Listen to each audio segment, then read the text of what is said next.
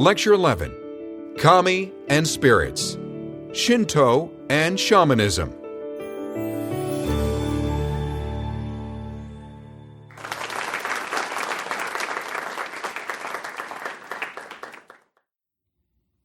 It is said that every Japanese person lives within walking distance of a Shinto shrine. These range from small, modest, unadorned shrines attended to by lay people who live nearby, to grand, elegant complexes with multiple buildings and full-time priests. If you go to Japan, you may be lucky enough to encounter a Shinto festival, which can range from loud, colorful, exuberant affairs with throngs of people in the street and deities being transported in sedan chairs, to more formal rituals tied to the agricultural calendar, some of which involve the emperor himself. Shinto is considered the oldest organized religious tradition to arise in Japan. But to say that it was organized, or even a religious tradition in the conventional sense, might be misleading. Prior to the entry of Confucian and Buddhist influences into Japan in the 6th century CE, Japanese religion was mostly a local affair, with decentralized, varied practices taking place in villages and towns throughout the land. In the 7th, 8th century, the two most important early Japanese texts, the Kojiki and the Nihon Shoki, presented the founding myths of Shinto, and it's now a far more organized tradition. However, many of the practices involving the deities, shrines, home altars, and purification rituals that make up what's called Shinto still occur in a non-organized, local way. One of the main elements in all forms of Shinto is the importance of the kami. The word Shinto itself means the way of the kami. Kami is often translated as God or spirit, and such beings are certainly an important part of what the word kami refers to. But kami has a larger meaning as well. There are many kinds of kami. First, there are the mythological kami, the kamis who are discussed in the ancient myths and who are responsible for aspects of creation. There are also kami associated with particular activities, qualities, or things.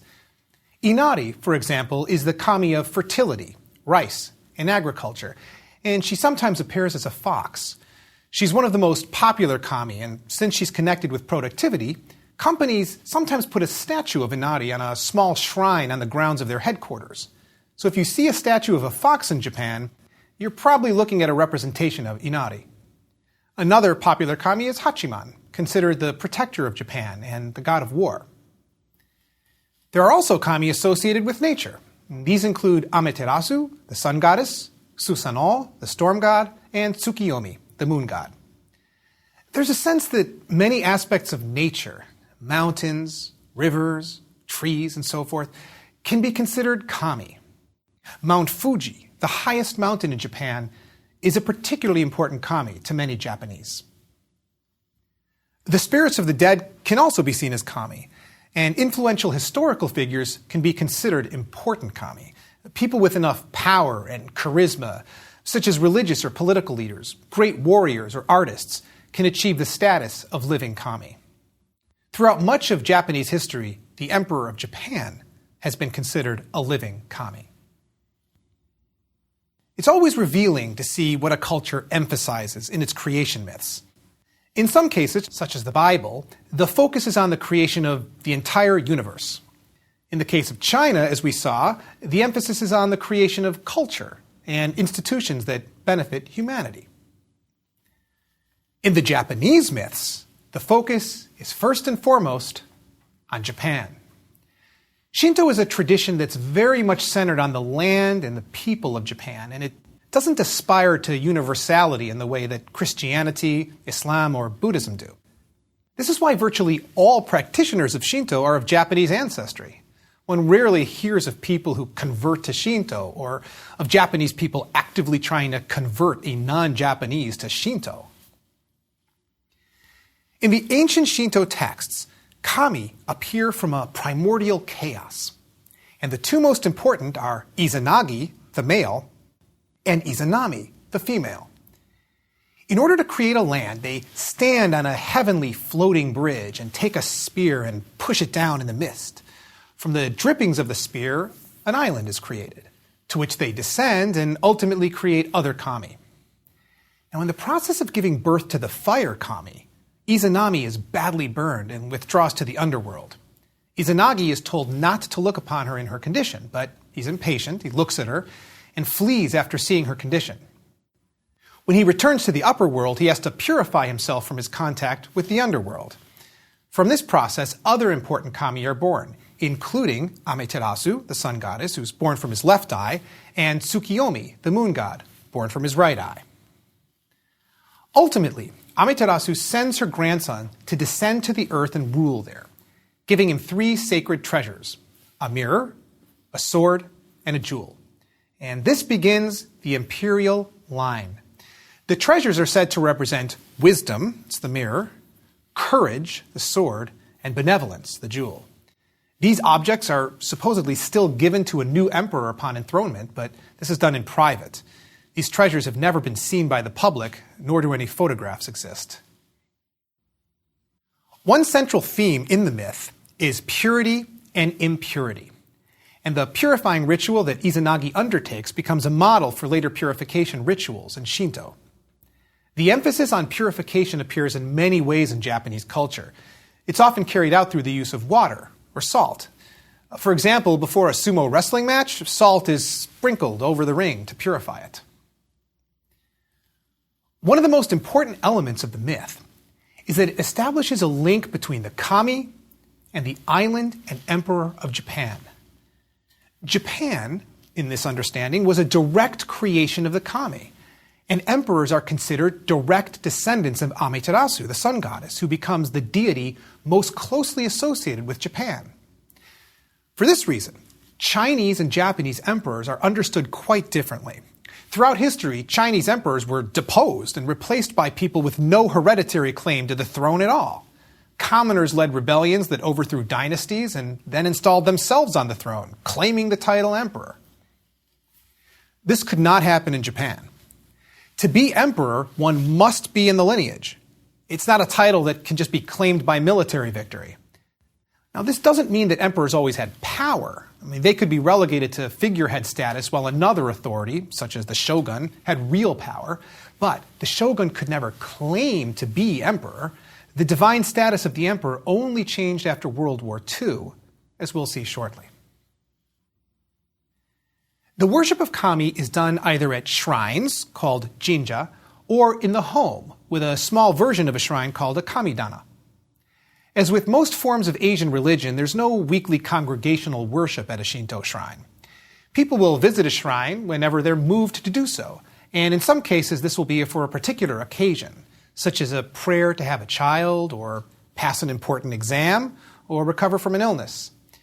In addition, large numbers of people will visit shrines on important festival days. One of the most distinctive architectural features of a Shinto shrine is the gateway, or torii.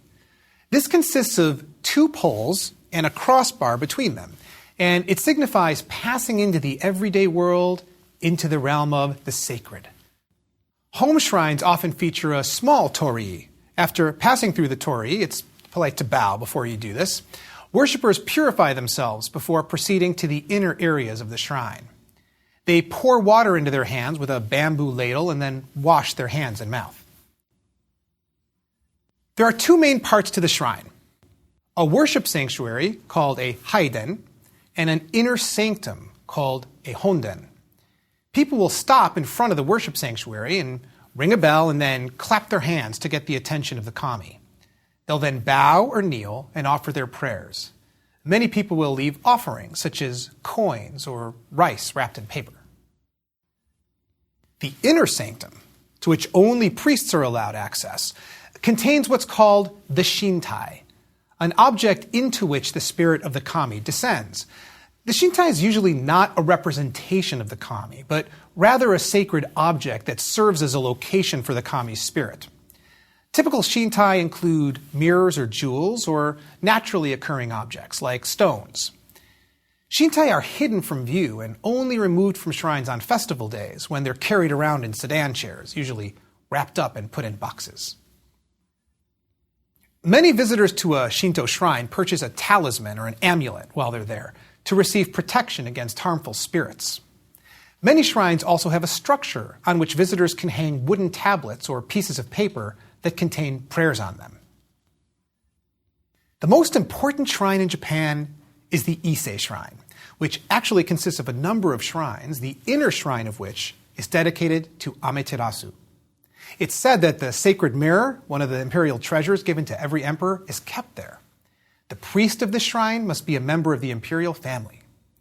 And every 20 years, the inner shrine is destroyed and rebuilt with new wood, keeping a very old shrine perpetually renewed. This process engages thousands of people in a series of rituals in which giant logs are brought through rivers and streets and prepared for the new shrine. The next two rebuilding years are 2013 and 2033. The Shinto priest is responsible for the upkeep of the shrine and for performing rituals or worship for the kami. Priests normally wear long white robes and black hats. Most Shinto priests are married, and the priesthood often passes down from father to son, although women can also be Shinto priests. Many Shinto priests study for their positions at institutions approved by the Shinto Shrines Association.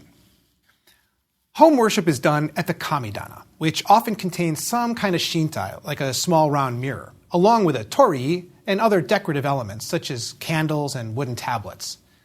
Worship, which is often performed daily, generally involves washing one's hands, making offerings of flowers, water, and rice or fruit, and offering prayers. Now, in contrast to that simple home worship are the dramatic festivals, matsuri, that can last for days and draw tens of thousands of people. Many of these are sponsored by shrines and occur at the shrine, although in many cases the festival may not be specifically connected to Shinto, but rather a general Japanese festival. Most Shinto festivals feature kami being paraded around in portable buildings that are elaborately decorated and placed on poles that are carried around by people from the community. During this event, the carriers will sometimes be swept away with the spirit of the festival, and they'll begin swaying intensely back and forth. They're shouting and singing, and the festival features entertainment, from sumo wrestling events to karaoke competitions, and vendors selling food and all kinds of wares. Some of the major Shinto festivals are connected with the harvest, including an autumn festival celebrated at the Ise Shrine, where food is offered to Amaterasu. One of the most important of these festivals is the Daijosai, which is the harvest festival performed at the accession of a new emperor. The kami are informed that a new emperor is taking the throne, and the ritual is said to pacify the soul of the recently deceased emperor. Some people believe that it's at this ritual that the new emperor becomes a living kami. Shinto has long been involved with political authority in Japan, and during parts of the 19th and 20th centuries, this resulted in the official creation of state or national Shinto. In the 1860s, the government created an office of Shinto worship and required citizens to register at shrines. They made Shinto a national ideology that was promoted by the state. They emphasized the divinity of the emperor as part of an unbroken line of kami, ruling Japan from the earliest times. The Meiji Constitution said, "The Emperor of Japan shall be reigned over and governed by a line of emperors unbroken for ages eternal, and the emperor is sacred and inviolable." All over time, this developed into an ultra-nationalistic, militaristic ideology that emphasized the superiority of Japan and the Japanese people. And Japanese textbooks spread this ideology to generations of school children.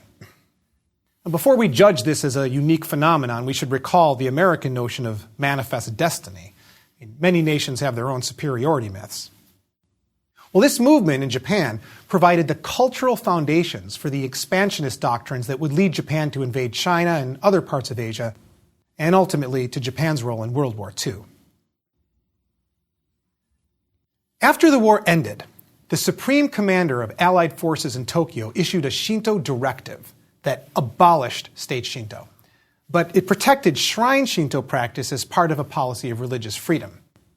There could be no government support for Shinto priests and shrines, and no use of textbooks and edicts to indoctrinate the people. Finally, the emperor had to renounce his divinity. And in a radio address, he stated, "The ties between us and our people have always stood upon mutual trust and affection. They do not depend on myths and legends. They are not predicated on the false assumption that the emperor is divine and that the Japanese people are superior to other races and fated to rule the world. Some Japanese who heard the broadcast were shaken, not as much by what he said as by the fact that they had, for the first time, heard their emperor's voice. And it was the voice of an ordinary human being. We've seen how Shinto focuses on the relationship between people and the kami that populate the natural world and have the power to affect our lives. Throughout the world, religious specialists help to mediate the relationship between humans and spirits in very different ways from those seen in Shinto. Known as shamans, these men and women often alter their state of consciousness and travel to other realms in order to serve the community. And we turn to their traditions now. Shamanism is one of the world's oldest and most widespread forms of religion. Today, there are shamans still practicing in virtually every part of the world, from East Asia to Africa, from South America to Siberia. There are many forms of shamanism. I can't even scratch the surface of the numerous varieties here. My goal is to introduce you to some of the most commonly shared characteristics of shamanistic traditions. And since we've been spending our time in Asia, provide two concrete examples from two Asian traditions, Korean and Hmong. That way, you can see the many ways that these two traditions and many others are similar, while also getting a sense for some of the variety found among different types of shamanism. The term shaman comes from Siberia, meaning a person who's moved or raised. Shamans were important figures among many nomadic hunting and gathering communities, where they performed a lot of functions. Throughout the millennia, shamans have typically served the roles of healer, medium, priest, diviner, sorcerer, and sage. Now, in many cultures, these roles are differentiated and given to specialists, but the shaman usually combines all of these roles. In order to accomplish their jobs as healers and mediums, shamans have a number of techniques to enter into altered states of consciousness and make contact with gods or spirits. Shamanistic cultures are generally polytheistic. In many cases, the shaman in the altered state experiences him or herself going on a journey to the spirit world. And this soul travel is a central feature of many shamanistic traditions, such as the Hmong. Some shamans, like those we'll see in Korea, are more likely to call the deities down than to travel out to them. Shamans use a range of different techniques to enter these states: dancing, drumming, fasting, and ingesting consciousness-expanding substances such as peyote, ayahuasca, or psilocybin mushrooms. A key part of the role of shamans is serving their communities. Shamans serve in many ways. Sometimes they're working to heal a particular individual. Sometimes they can apply their healing powers to an entire community in need. In addition, they can help a community find the best place to hunt, or they can try to bring a good harvest. So how does one become a shaman? There are two general methods. The first is heredity, where the child of a shaman is expected to become a shaman. The second method, and this one often accompanies hereditary transmission, occurs when a person is chosen by the spirits to be a shaman. This calling is experienced through a shamanic illness. A person will begin to show a number of symptoms, such as hearing voices, loss of appetite, great fatigue, physical discomfort, hallucinations, and strange dreams. In many cases, the person will be taken to doctors to find a cure. If that doesn't work, then a shaman will be called in to do a ritual that will determine if the person has been visited by a spirit. If this turns out to be the case, the person is understood to have a choice. Either accept the calling and become a shaman, at which point the symptoms will cease, or refuse the call and continue to suffer. One of the most striking features of Korean shamanism, at first glance, is most Korean shamans are women. Female shamans are called mudang. In fact, not only are women the shamans, but most of the people who hire shamans and work with them are also women. There are also male shamans, but we'll focus on the mudang here, as they're the ones you're likely to see if you encounter Korean shamanism. It's estimated that there are 300,000 shamans in South Korea. A woman who's destined to be a shaman will usually experience an illness of the type I described earlier. A mudang will be invited to perform a special ritual to find out if she's experiencing what is called a descent or intrusion of a spirit. The mudang will determine which spirit is seeking her out, and then perform another ritual to consecrate the spirit and initiate the new shaman. At this point, the new shaman will apprentice herself to the experienced shaman, learning techniques and rituals from her. And the new shaman will install an altar in her home with images of the spirits. Mudang perform rituals to heal the sick, bring good fortune to the home, and help ensure the well-being of villages. These rituals, known as gut, are a way to communicate with, propitiate, and please the spirits. There are many deities in Korean's shamanistic pantheon, as there are in most forms of shamanism around the world. And these include gods associated with natural elements, such as mountains and water, stars, as well as great generals and other military figures. Many deities can be helpful if the shaman has a good relationship with them, but some spirits enter into people and cause illness. People use many different techniques to protect themselves from the spirits, including amulets and the use of sounds or colors that the spirit doesn't like. Benevolent spirits can be enshrined in the home to protect the family, and the housewife makes regular offerings to these gods. The dwelling place of these gods might be an earthenware jar filled with rice.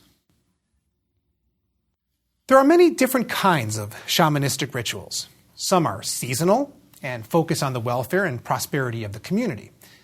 The outdoor seasonal rituals in the spring and fall take place on hilltops or by sacred springs. And there are also rituals for crisis situations like illness or the inability to conceive, and rituals for the dead that attempt to ensure peace for the recently deceased and to protect the home from the possible threat from the dead. While many rituals are performed outdoors or in homes, there are also hundreds of shamanistic temples in South Korea, and shamans are performing rituals in public on a daily basis for those who offer a fee for their services. One mudang said, "We used to do our rituals in hiding, but now we have no shame in performing in public. I can hardly take 3 days off a month."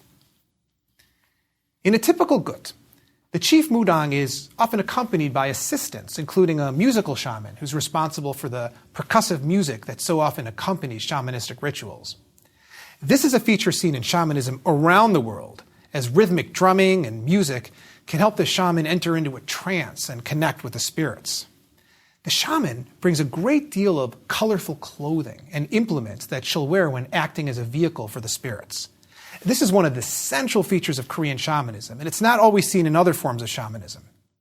In longer guts, the shaman will change outfits many times, putting on the clothing appropriate for the particular spirit she's hosting at that point in the ritual. So, if it's the spirit of a fierce general, she might don a military robe and hat and carry a sword. Other commonly used implements are flags, fans, and bells. During the rituals, the mudang will serve as a medium, entering into trance states and speaking on behalf of the spirit. Her manner and voice will change as the spirit speaks through her. Shamans will also demonstrate the power of the trance and give evidence of their possession by performing remarkable feats, including walking barefoot on swords without bleeding, or even licking sharp sword blades, or holding heavy objects like steaming pots of water by their teeth. She'll also perform divinations, whereby she'll use techniques such as tossing coins or balancing objects to determine whether things are unfolding in auspicious or inauspicious ways. While the most popular religions in South Korea are Buddhism and Christianity, shamanism still plays an important role. Now, given that Buddhism and Christianity are foreign religions, many Koreans highlight the importance of shamanism as the original and only indigenous religion of Korea. Even many of those who do not believe in it will still recognize its cultural importance, and the dances and the costumes of shamans are showcased in various forms of entertainment. The government has called shamanistic rituals intangible cultural assets.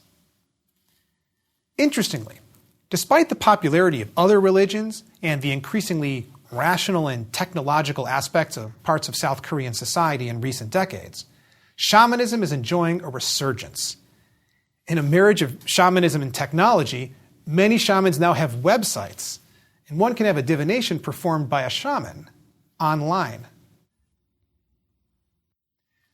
The Hmong are an ethnic group found largely in the mountainous regions in China, in Southeast Asia, and increasingly in the United States. Many of the Hmong who lived in Laos during the Laotian Civil War of the 1950s through 70s fought against the communist Laotian and North Vietnamese forces, often on behalf of and supported by the CIA. After the communist victories, the Hmong were severely persecuted, leading many to move to refugee camps in Thailand and ultimately to the United States, where over 230,000 Hmong now live. My own city of St. Paul, Minnesota, is home to one of the largest Hmong populations in America, with California and Wisconsin also having large Hmong populations. To understand how Hmong shamans heal, we have to look at Hmong conceptions of illness and souls. The Hmong, like the Chinese and many other Asian ethnic groups, believe that a person has multiple souls. The most common number is 7, but other numbers are seen. When all of the souls are in the body, cooperating harmoniously, the person is healthy. But when a soul wanders off or is lured away, the person becomes sick and can die. A soul can wander off during a dream and not make it back. It can be frightened away by a traumatic incident. It can be lured away by an evil spirit. The shaman's job is to go after the soul and bring it back. Sometimes the shaman can lure it back. Sometimes he must negotiate with the evil spirit for the soul. And sometimes he must do direct battle with the evil spirits for the soul. We can reflect on what the conception of health and sickness might say about Hmong values. Health is when all the souls, the community we might say, are together harmoniously. And illness is when one is separated, isolated, alienated. Well, given how important community has been to the Hmong, as they have made a life for themselves in the hills of Asia, often surrounded by other, sometimes hostile ethnic groups, such a picture can have a lot of meaning.